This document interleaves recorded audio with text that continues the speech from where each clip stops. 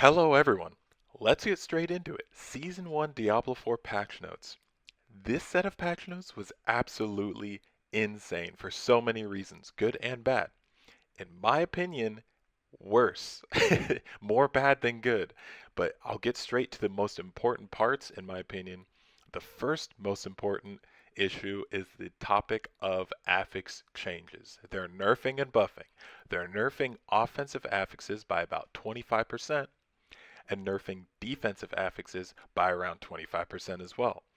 The second most important part is simply the fact that aspect of disobedience is also getting nerfed by a large percentage, around 60% effectiveness, as opposed to what it was beforehand.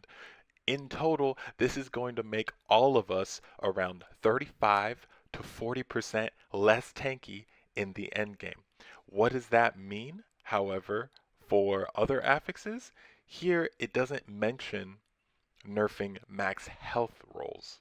It only mentions damage reduction rolls, and so likely damage reduction found in the passive tree and damage reduction found in the Paragon boards are going to be so much more important to get, and max health inadvertently got buffed in relation to these other affixes.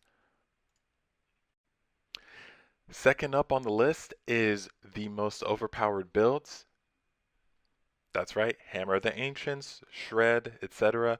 All of these are getting nerfed. Anything that you saw by content creators that was heavily abused to the fullest extent, which was immensely satisfying to watch personally, it's all getting nerfed. It's all getting nerfed. All of it. It's in the end game. You're not going to have the same effectiveness anymore.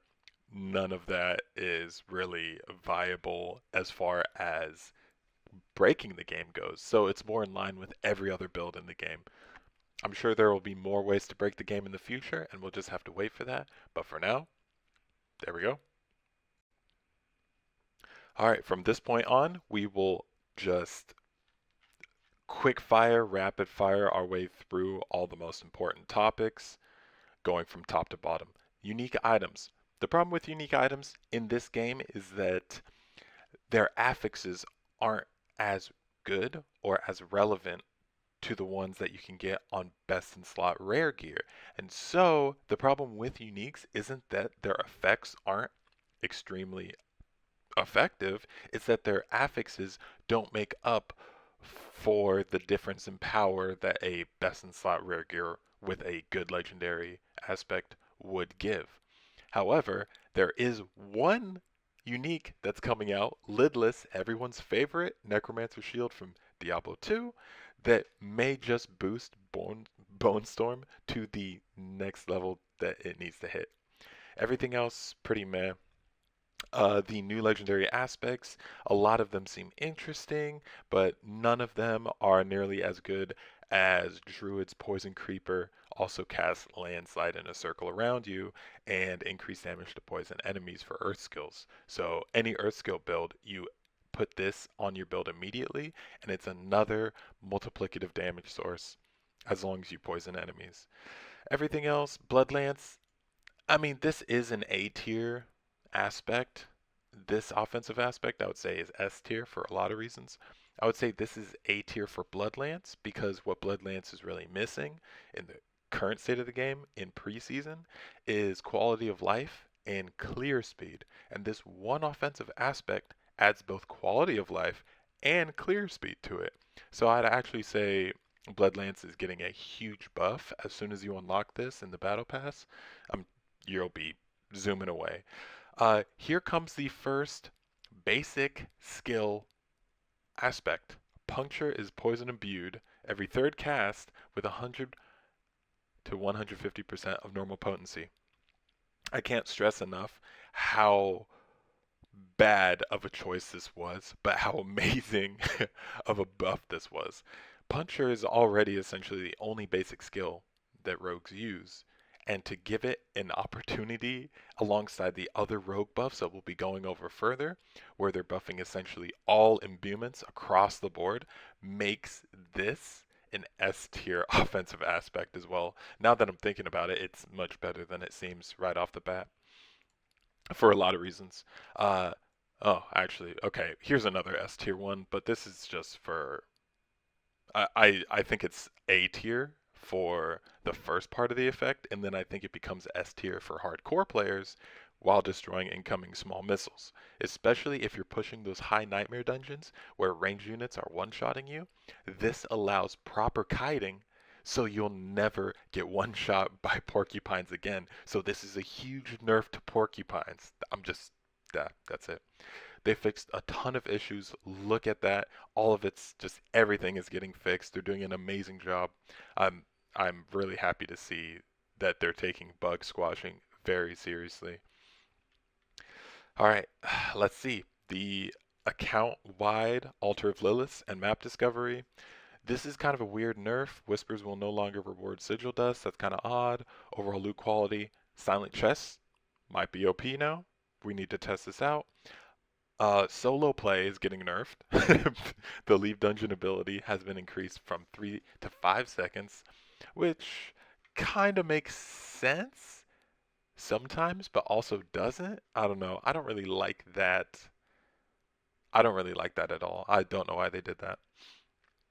World Tier 2 is getting buffed. You're going to get more items. I still think, as far as leveling goes, World Tier 1 is your best bet, especially since I didn't see anywhere in the patch notes that they nerfed Onyx Hold specifically. So, most people's leveling route, safer. Just keep doing what you're doing. I'm sure it'll be fine. They changed the way that the overworld makes you feel. You feel super powerful in the overworld instead of like at level the entire time. I'm sure the Act Man specifically is going to be really happy about this. They changed the way that experience gain works. Basically, you're going to want to fight things up to 10 levels above you. It scales per level, 1.5% more XP per level the monsters are above you.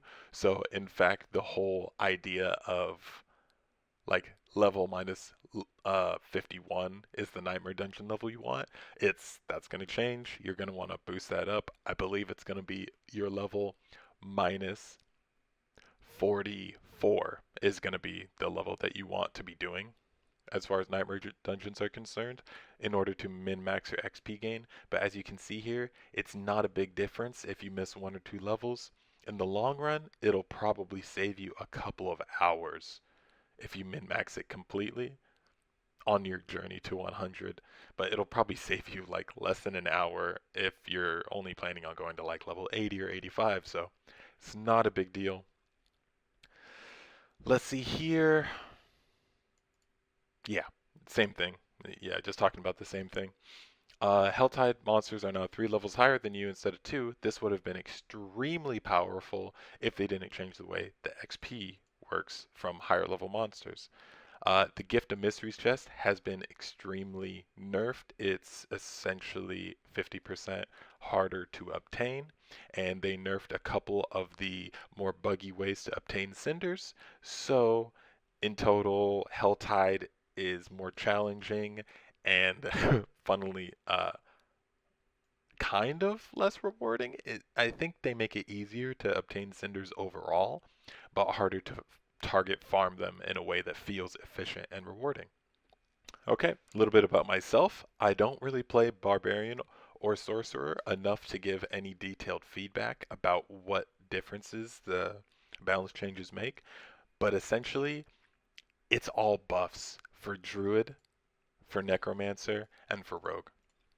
We'll start with the Druid, and heads up, you should definitely check out the video on leveling with early game Druid, the improved version, because it got buffed in total by about 40% damage.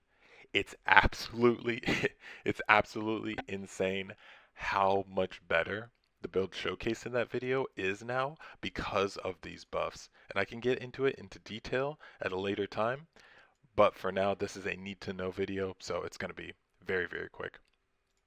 Necromancer, all buffs as well. Very good buffs for minions and very good buffs for Shadow. Rogue, all buffs as well. Everyone's favorite aspects that we all thought, and everyone's favorite key passive that we were thinking like, whoa, this is just like amazing.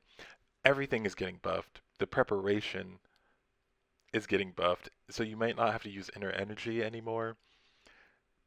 I would definitely go over it by yourself to see exactly like what build that you're going to want to play, but definitely imbuements are going to be reigning supreme, and victimize.